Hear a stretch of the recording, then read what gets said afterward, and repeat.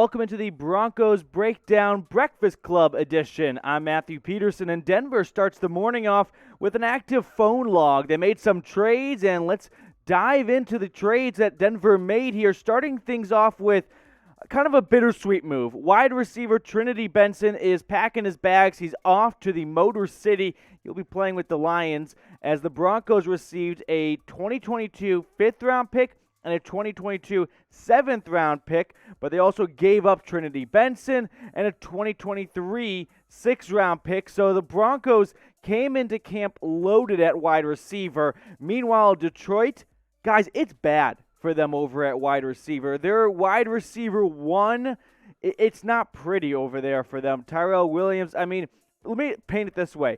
Benson in Denver was competing for a roster spot. He was a potential 6th or 7th guy on the roster.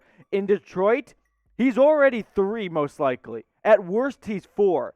So he goes from not seeing much play time at all, maybe special teams, had he make the roster in Denver, to in Detroit, he'll be on the field catching balls from Jared Goff from day one. So if you're Benson, this is a great move for him. You put highlight tape out there, and you get yourself not only on an active roster very likely, well, not very, he's going to be on the roster for the Lions. You don't trade for a practice squad guy most likely.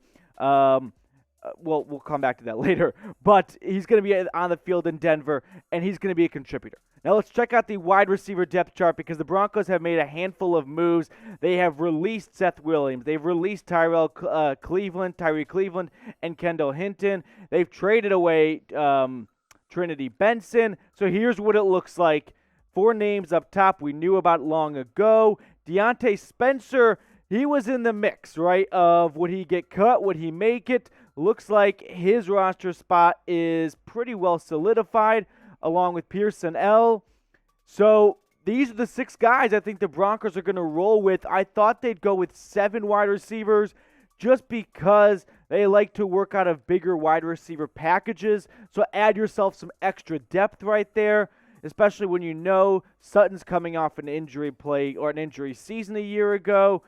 Why not give yourself an extra boost? But all in all, the Broncos, I think, make a good trade here. In fact, let's just go full screen now, Jack. This is a good move for Denver for 2 reasons. One, you pick up 2 draft picks, and sure, they're end of the draft, so you might not make much of it. But hey, you pick up 2 picks for a player that's yet to play a down of regular season football. So props to Benson, right? This is the real winner. He puts himself out on tape, and he leverages a trade to Detroit after not playing a single regular season snap. And in the preseason, you look at his numbers, and it's not about the quantity, it's about the quality. And he was making plays. He was making plays all through training camp. He was the quote-unquote MVP of Broncos training camp, and I think he deserved it. A lot of people thought he'd be making a push for that 53-man roster after being on the practice squad this year. So Broncos fans, let me know who won this trade. Hop down in the comments. Type DEN for Denver or DET for Detroit. The silent option is BEN for Benson because he goes from barely making the roster in Denver most likely to maybe not even get much playing time to an immediate contributor in Detroit. Broncos fans, if you love getting the latest breaking news, because we keep you up to date throughout the entire preseason and now, thankfully, the regular season, go ahead and subscribe to the Broncos Breakdown.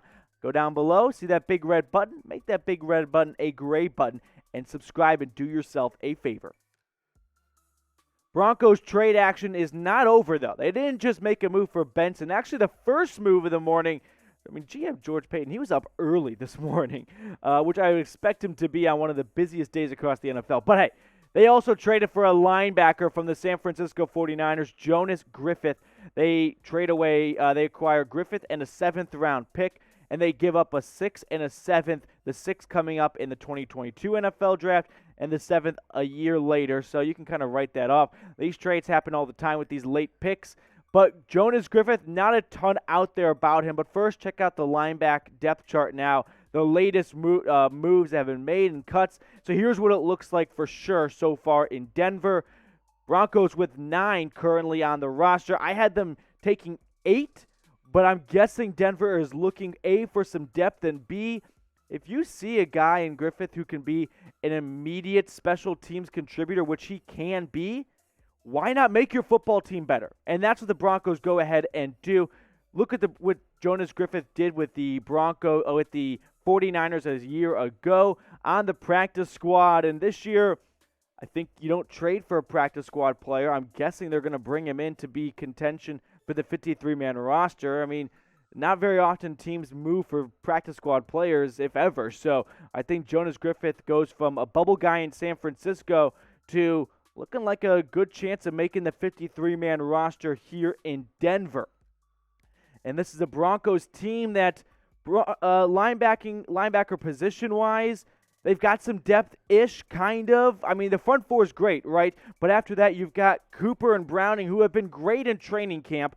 But at the end of the day, they are seventh-round picks who looked great in training camp, looked great in preseason against some backups. Not really sure how that's going to translate to the regular season. So you bring in some added competition. You make everyone better. But guys, let me know down in the comments again, who won this trade? If you think the Broncos did, give me a BN. If you think it's the Niners, give me a 4 and an N right there down in the comments. Broncos have to get their 53-man roster down to the limit, 53, by 4 p.m. Eastern time. That's 2 p.m. Mountain today. So Denver's already made a handful of cuts, but after all these trades, here's what it looks like today. Let's sum it up for you in a nice bite-sized package. Broncos receive Jonas Griffith, the linebacker, a 5th-round pick for Trinity Benson, and a pair of 7th-round picks as well for Benson and for Griffith. What do they give away? They give away Trinity Benson. They give away a pair of 6th-round picks and a 7th-round pick. Once again, look at the Denver Broncos and Detroit Lions trade. Benson on his way to Detroit. Tip your cap to him. Hopefully he has a great season out in the Motor City. Denver, that's a nice pick. A 5th-round pick. The 7th-rounder, yeah, that's good too. But hey, a 5th-rounder for a guy who's yet to play in an NFL regular season game. Pretty good stuff right there. And then in San Francisco, you add some depth at your linebacker core, and all it costs you is, what, a 6th and a 7th? Not too bad at all for the Broncos. But overall, I think Denver comes away ahead in these trades. They get some good value at linebacker position, and Benson gets a nice home in Detroit. If he has a great season there, the Broncos may look back and go, what did we just do? We got him in our camp, and we made a mistake.